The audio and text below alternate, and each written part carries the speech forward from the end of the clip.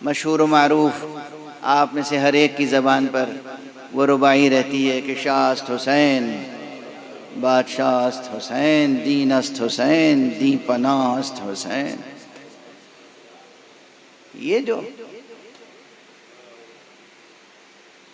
آقا حسین کی قربانی ہے بے پناہ قربانی ہے،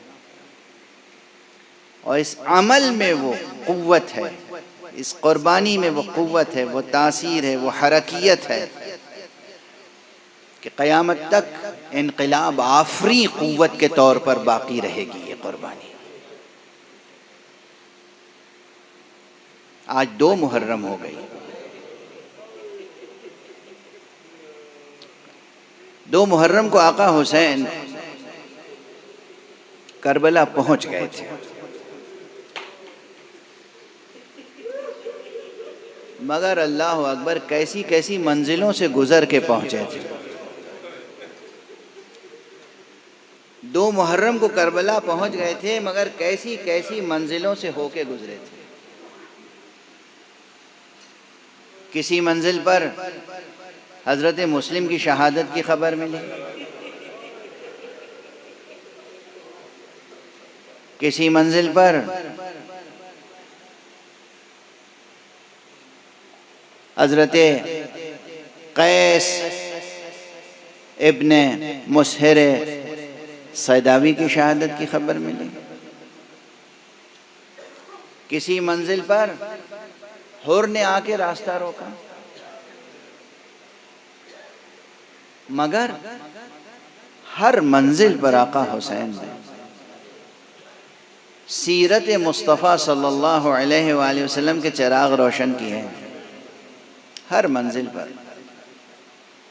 یہ جو ایک مشہور جملہ ہے نا مولا امام حسین کا کہ ہم اپنی طرف سے آغاز جنگ نہیں کرنا چاہتے، یہ جملہ بھی قرآن مجید کی تعلیمات و سیرت پیغمبر کی تعلیمات کا نچوڑ ہے.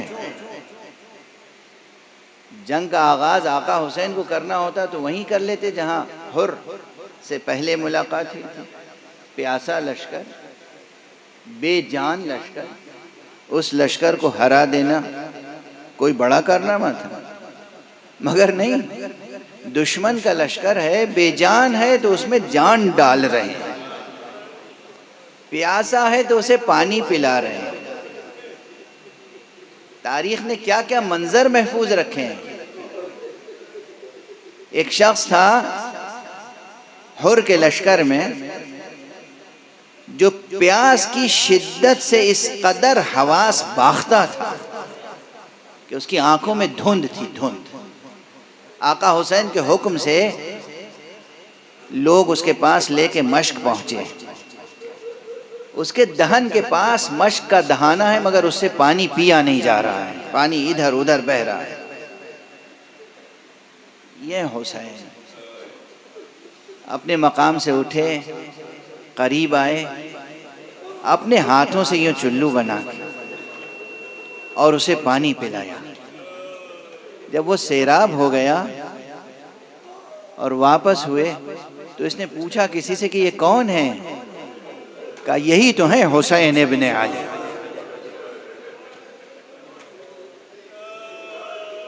اجرکم علی اللہ.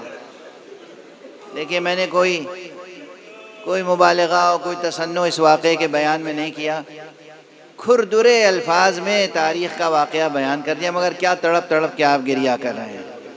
یہ حسین، یہ ہیں حسین، یہ حسین جنہوں نے اس انداز سے پانی پلایا دشمن لشکر کو. وہ جب کربلا پہنچے ہیں تو چاہتے تھے اصحاب امام کہ خیموں کو دریا کے کنارے نصب کریں، مگر پھر وہ اپنے ظالم و جابر حاکم کے حکم سے مجبور تھے. دشمن آئے، مانع ہوئے، حارج ہوئے، سد راہ ہوئے. ہم مجبور ہیں، فرزند رسول آپ کے خیمے ہم یہاں نہیں لگانے دیں گے. اب یہ مکالمے نقل کیے جاتے ہیں اکثر، معال مجلس کی خاطر میں بھی نقل کرتا ہوں. کہتے ہیں کہ ادھر زہیر قین دشمن سے غیظ و غضب میں گفتگو کر رہے تھے۔ زہیر بہت قوی، بہت شجاع شخص تھے۔ تنہا زہیرقین اس مرحلے کو سر کر سکتے تھے، غضب، غیظ۔ تم میں کس کی مجال ہے جو روک دے فرزند رسول کے خیموں کو اور دریا سے ہٹانے پہ مجبور کرے؟ آقا حسین نے دیکھا یہ گفتگو ہو رہی ہے، عجب نہیں کہ جنگ چھڑ جائے، اور عجب نہیں کہ زہیر عباس کو ہم رائے بنا لیں، اور اگر کہیں عباس اور زہیر دونوں نے مل کے جنگ چھیڑ دی تو مشیت کے تقاضے پورے نہ ہو پائیں گے۔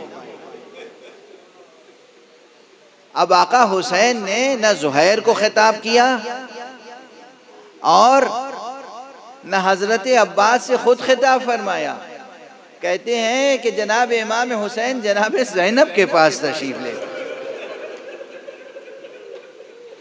بہن زینب تمہیں معلوم ہے نا ہم کربلا کس لیے آئے ہیں؟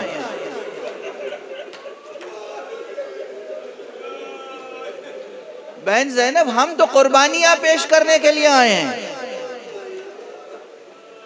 بہن دیکھو عباس کو بلا کے تم سمجھا دو، کہیں عباس زہیر کے ساتھ مل کے جنگ کا آغاز نہ کر۔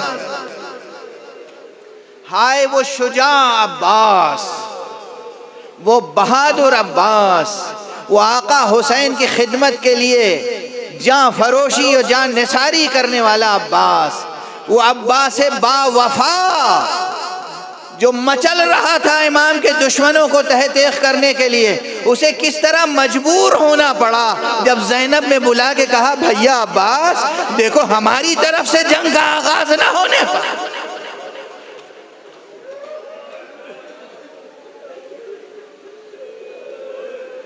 اجرکم علی اللہ، انا للہ و انا الیہ راجعون، رضا بقضائہ و تسلیما لامرہ۔